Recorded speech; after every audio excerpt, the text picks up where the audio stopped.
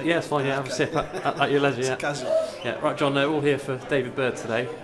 Did you ever speak to him during your time at the club? He's a very quiet lad. Did you get much, did you get much out of him? I lay claim to the fact that I saw David Bird's first goal, which I think was his first goal after about 120 appearances or something at Mansfield. So, yeah, we worked very closely together. I like David Bird. He was a very quiet, unassuming type of guy, and he still is today. But he got on with his job and did very well during the time I was here. He was a young player, forcing his way in with people like Craig Armstrong and John Finnegan, who gave him a lot of help. But also, David stood up for himself very strongly in that midfield. He's a good lad. Yeah, I remember when Grant McCann moved on, sort of halfway through a season, he came in alongside Finnegan, didn't he, and had a good second half to the season. Yeah, and a fair pair of boots to fill those two, weren't they? Grant McCann's, what a good player he was, international player, moved up to the top levels, and we all know how good Grant is. So yeah, big boots to fill in for David. But like I say, unassumingly quiet, got on with the job and did do that very well. So much so that we didn't miss Grant as much as we thought we might. Yeah, what's it like seeing everyone today after, I'm sure you've kept in touch with a lot of them, but it's nice to have everyone back together again. Yeah, we do keep in touch, particularly the staff, people like Bob Bloom, John Atkinson, Mike Hedder, those guys that we're really close together as over the 4 years or so that we worked together.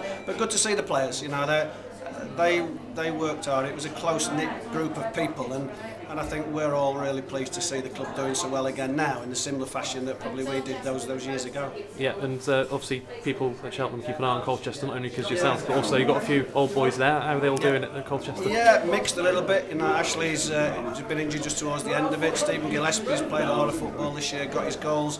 Coyote's done very well, but out of contract. We may lose him through the summer, but just good lads, good people, got on with it, and like I say, as they did here, they were reliable people and gave a good account of themselves. Yeah, I think, did Kay get Player of the Year? Yes, he did. Yeah, he got Supporters Player of the Year, which I think surprised him a little, but pleased him a great deal nonetheless. So it just shows it's not just me; it's other people who can recognise it and say he's a good footballer and reward him with that. Yeah, and I think Mark Yates has done something similar to you in that he's taken Cheltenham into the playoffs at the end of his second full season. Probably a little bit faster than most people expected. Do you remember about your time? Maybe overachieved a little bit. I do, but I think I was more fortunate than Mark that when I came in, although the team were like second bottom of League Two and in a mess, I did have a good group of players. There were people coming back to sort of fitness levels, John Finnegan, guys like that, experienced people who needed a little bit of a helping hand, but were coming fit and getting into the team.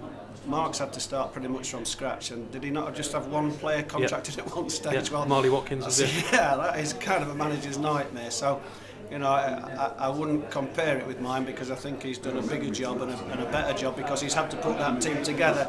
I had the bulk of a team that I had to add to, and I think there's a difference there. But nonetheless, for a club like Cheltenham to keep making these playoffs and keep making chances to get promoted, I think is fantastic. Yeah, and just a couple of thoughts on the actual playoff. Nerve-wracking games against Wickham. Great performance at their place, wasn't it, to put you in a good position until Tommy Mooney popped up at the end and made it interesting, didn't it? Yeah, I think they added 6 minutes of injury, added time on. You think, oh crack, you're kind of praying nothing happens, and then we concede a goal, and that you think gives them a lift coming to the second leg, albeit down here. But we dug in like we always did, and like I kind of remember a lot of results and came through. I think over the season we played 61 games and only lost 9, which was absolutely wonderful. So for that group of players to dig in again and get their trip to the Millennium was terrific. And then we played Grimsby and we'd lost 3-0 and 1-0 to them, hadn't even scored against them, so underdogs yet again, but we came through, and that was the spirit, as I say, not just the players but the backroom staff who were terrific. Yeah, and you finished just outside the playoffs for Colchester this season. Is that going to be your big aim, your big motivation next season? Try and just, I know it's a difficult league, but just to get up a little bit. We're very similar, although we've got a ground of 10,000 all-seater ground. We're very similar to Cheltenham in that our average gate is about 3,800. Well, when you're playing in the league with Sheffield Wednesday and Charlton and Sheffield United, it's really difficult to compete with them.